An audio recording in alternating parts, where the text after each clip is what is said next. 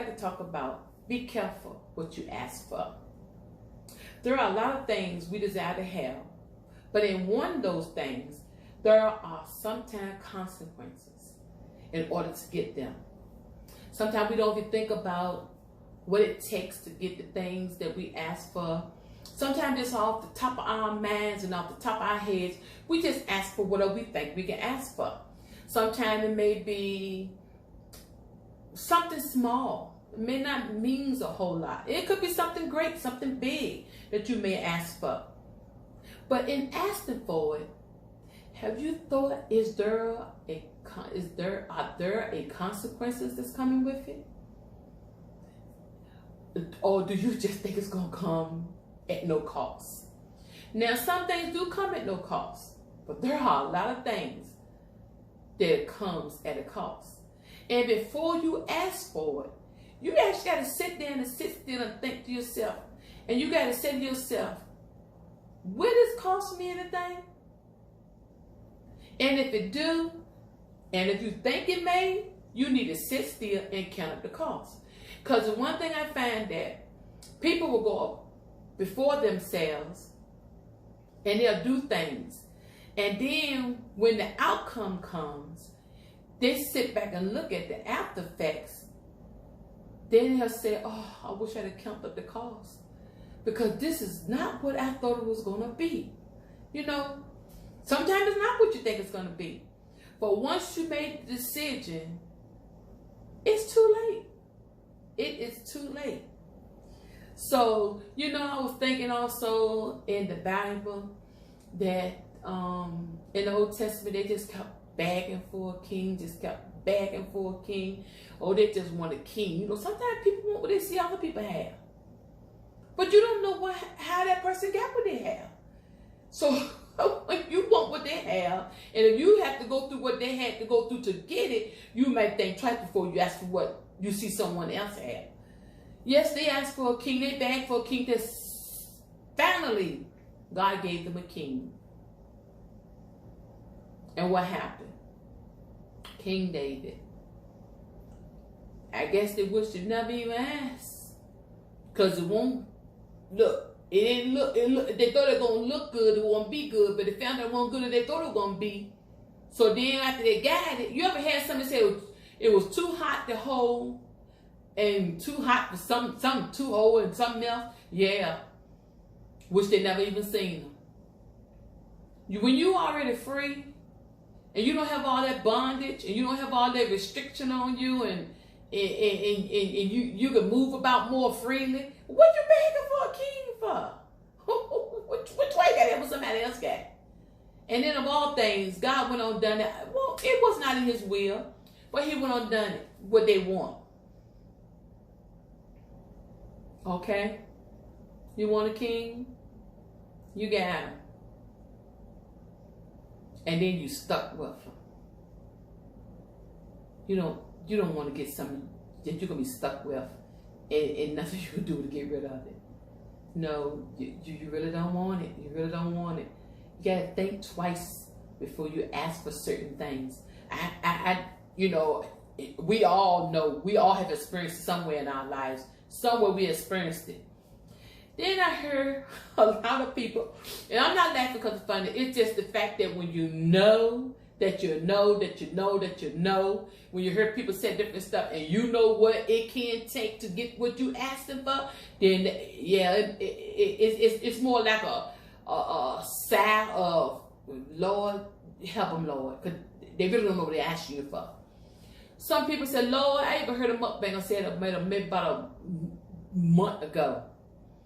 He said he lacking patience. He said, Lord, he said, I'm gonna have to ask the Lord for some patience.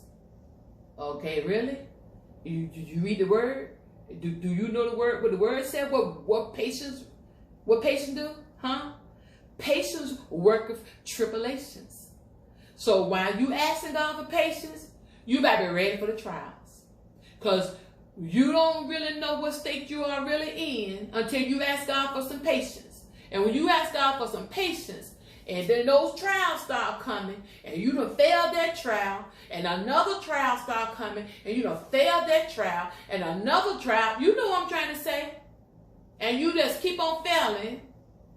And if you don't get it right, you still ask God for some patience, and you're going to keep on getting whipped. That's just all there is to it.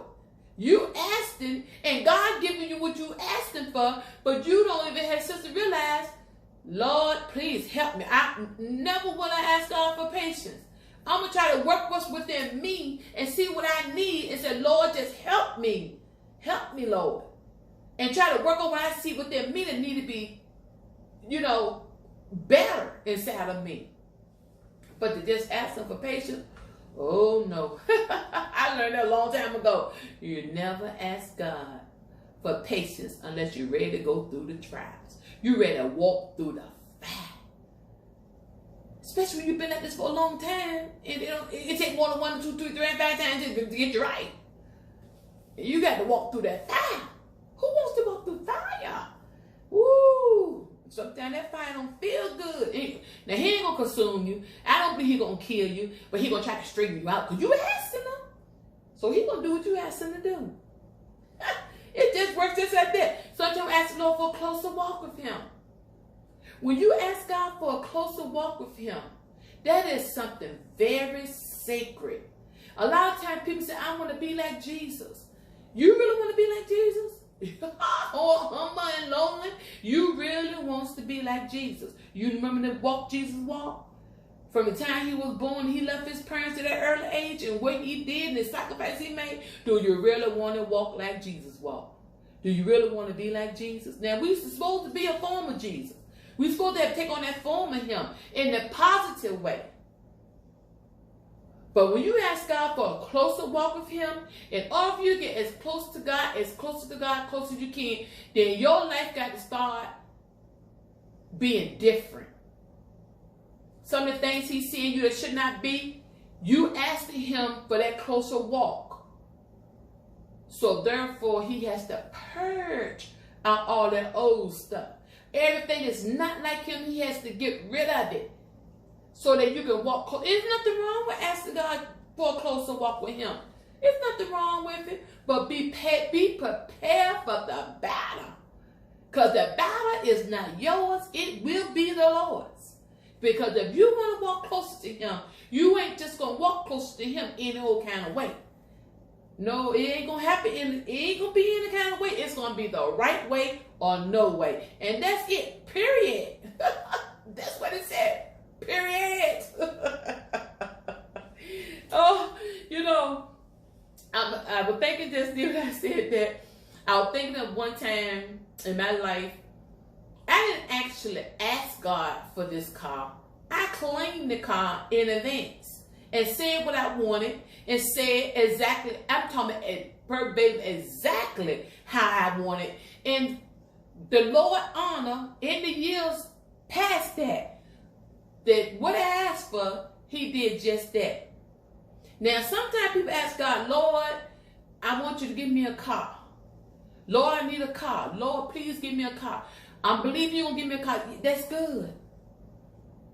But then when you got to work to pay for it, you don't feel like get up in the morning and go to work, and you know you need to pay those car notes just like a house note if you got one. You got to make the sacrifice. Everything don't come free.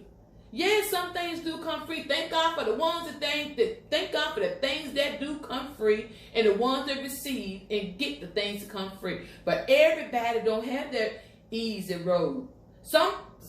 It ain't everybody that they've been fed with a silver spoon. You already born in money. You already had this because when you were born, your parents had all of this. And all I had to do was just be passed on down to you. But you know what I realized? Sometimes it ain't best to live that life. I heard a celebrity say if she had children. Now, that's what she said. Now, it's different when you don't have any. You can easily speak different things. But she said if she had children and she was the billionaire she is now, she would not give them everything they want. They would have to actually work for some of the things they want. Now, it sounds good to say that, but sometimes as a mother, we don't always take past, we our words that we even come out of our mouth and say. Sometimes we don't do that. Because we see those children different. It's easy to speak it when you don't have the children. But when you have the children, can you still speak those same words?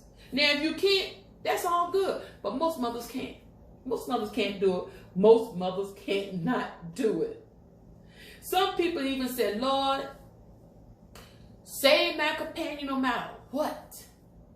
Now, that's a dangerous one. Save my companion no matter what. Please don't tell God that. Unless you're really serious about it and you open up the door that whatever it takes to save that companion, then you're willing to live with it. There are times that you may think that in saving that companion, it's going to come easy.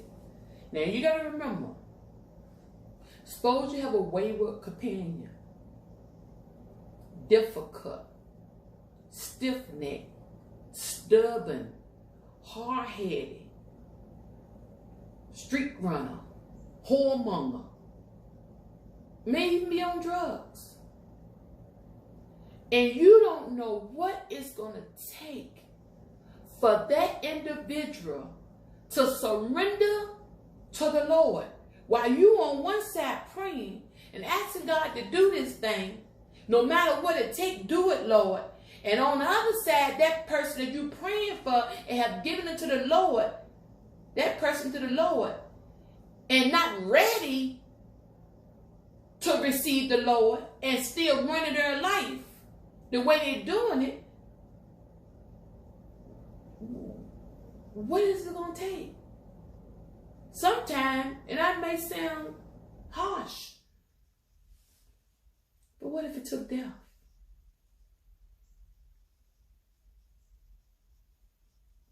But they end up giving up. But at that moment, that God knows their heart, and they gave up. But death came. Be careful. Be careful. A lot of people said that no matter. Ain't nothing wrong with saying my companion. But don't depart. I'm not going to tell you don't. Because that's between you and God. If you got that relationship with the Lord and you feel like you can say that, that's between you and God. But you remember that person you're praying for. If they're not willing to be set free right now, no matter what it takes, something to think about. It is really something to think about. Truly. I'm telling you, it's really something to think about. And another thing, please don't bargain with God. Sometimes I find that people say, Lord, if you do this, then I'll do that. To me, it's bargaining with God. Lord, if you do this, I'll do that. Lord, I'll do that if you do this. Now, why are you telling God that? God's going to honor his word. Are you going to honor yours? So when you're telling God you do this and I'll do that, when it comes time for you to do what you said to the Lord that you're going to do, you got to step up to the plate and do it. Because it's better not to make a vow rather than to make it and break it to God. Whether you see it or not, and you think you're just speaking because you can open up your lips and speak, and you can just say it because you think you can say it, but when you tell God that, you're making a vow to the Lord. Now, I'm not going to say God's going to destroy you if you break that vow. I'm not going to say God ain't going to forgive you if you break that vow, because he already know us. But sometimes better not even make it than to make it break, because you know if deep down you're going to feel bad about it. Lord, I told the Lord, if he do this, I'll do that. Just say, Lord, help me. You might have something going on. Lord, help me overcome it. Lord, help me do the Lord, help me do that. Lord, you know, at this moment, just don't make a vow and break it. Don't ask God, if you do this, I do that. Unless you're really ready. If you're really ready to do it, it's up to you. But, you know, just Lord, help me, Lord. Oh, Jesus, help me. Sometimes that's all, just cry for help. Just help me, Lord. You already know what state we all in. He made us. He see us. He know what state we in. You already know that. But, you know, I heard one mukbanger say that She asked God, and this is the next thing I'm going to share with you. When you do ask God for something, now I would be in agreement with this. Tell him exactly what you want. Tell him exactly. She said she didn't just ask God for a husband. She said, I want a husband that can cook, and everything else she said that she wanted inside a man as being her husband. And you know, she said God did just that. She said, you know, Lord, I don't know how to cook, and I don't want to cook. I guess she cooks sometimes. But she said she wanted a husband that can cook. That was her main desire. And God gave her a husband that knows how to cook and love cooking.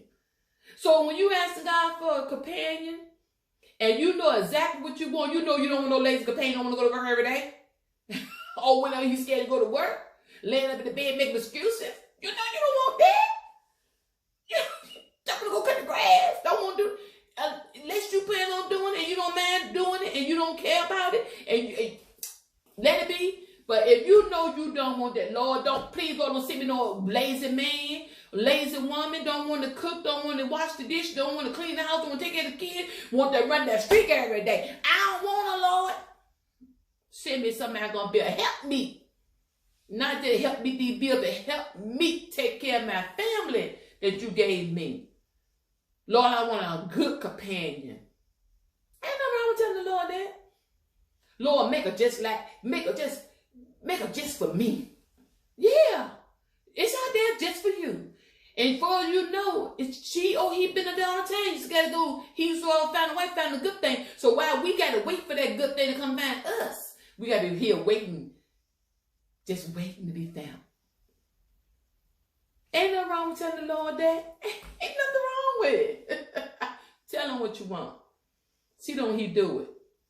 But you got to make sure you know what you want before you tell him now. You got to make sure what you want before you actually tell him this. So whatever you do, think first. Whatever you do, think first. Whatever you speak, think before you speak. And don't ask God for something that you wish you had never asked him for. And whatever it may be, and it may sound far-fetched to you, there is nothing too hard for God. But you got to believe in whatever you ask for. And if you believe it, you shall receive it.